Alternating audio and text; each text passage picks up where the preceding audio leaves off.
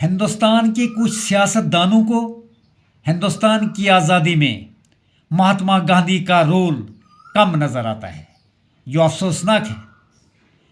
اس advocate سیاستدان نے ملک کی آزادی کی خاطر تو اپنا سب کچھ تج دیا تھا۔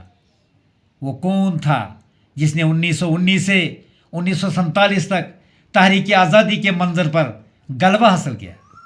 یہ گاندھی جی تھے جس نے ستیہ گرہ اور نان وائلنس کو اپنا ہتھیار بنایا، سول نافرمانی کا طریقہ کار اپنایا، اور ان کا یہ طریقہ کار آزادی کی وجہ بنا۔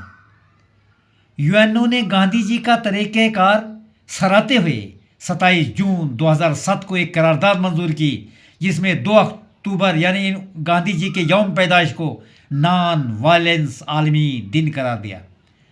یہ صحیح بات ہے کہ سیکنڈ ورلڈ وار کی وجہ سے برطانیہ کی معیشت بری طرح تباہ ہو گئی۔ 6 سال کی تباہ کن جنگ کے بعد انگریزوں کو ہندوستان جیسی بڑی سلطنتوں پر اپنی گرفت مضبوط رکھنا مشکل ہو گیا۔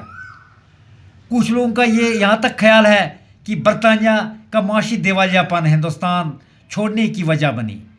خدارا یہ تو بتائیں کہ کوئٹ انڈیا موومنٹ کس نے شروع کی تھی؟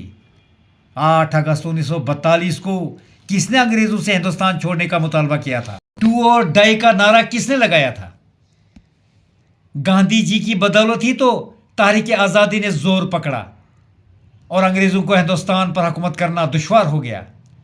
گاندھی جی کی خدمات پر ہی تو 3 مارچ 1948 کو بہار اسمبلی میں یہ مطالبہ کیا گیا تھا کہ ہندوستان کا نام بدل کر گاندھیستان رکھا جائے۔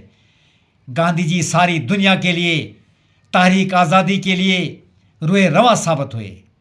برطانیہ نے جاپان کو 1946، فلسطین کو 1947، برما اور شری لنکا کو 1948، مصر کو 1952 اور ملیشیا کو 1956 میں آزاد کر دیا۔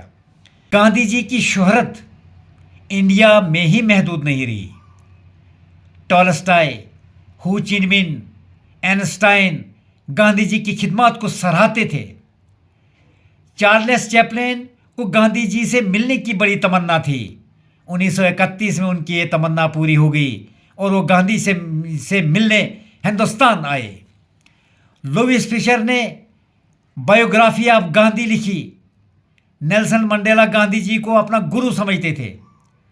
رچرڈ ایٹنبرو نے 1982 میں گاندھی جی پر فلم بنا دی۔ یہ تفصیل ان لوگوں کے لیے ہے جو یہ کہتے ہیں کہ انڈیا سے باہر گاندھی جی کو کوئی جانتا ہی نہیں تھا۔